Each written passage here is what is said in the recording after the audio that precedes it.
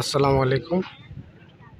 এর স্ক্রিনে দেখা যাচ্ছে এটি হচ্ছে রূপপুর পারমাণবিক বিদ্যুৎ কেন্দ্র। এটা হচ্ছে পদ্মা নদী। পদ্মার পাড়ে আছি এখন। দেখেন পদ্মা নদীতে অনেক স্রোত, পানির অনেক স্পিড। এখানে নৌকা বা ছোট নৌকা, ট্রলার এগুলো চলাচল করতে খুবই কষ্টসাধ্য, বিশেষ করে উল্টা পথে যখন যায়। পানির তারতম্য আছে।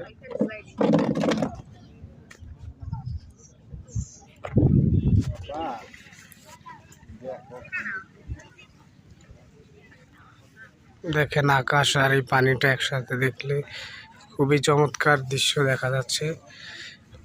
পানিটা একদিকটা ঘোলা, আরেক দিক থেকে হচ্ছে পরিষ্কার দেখা যায়। পানির বিভিন্ন কালার দেখা যাচ্ছে পদ্মা নদীতে, একদিকটা কালো একদিকটা ঘোল।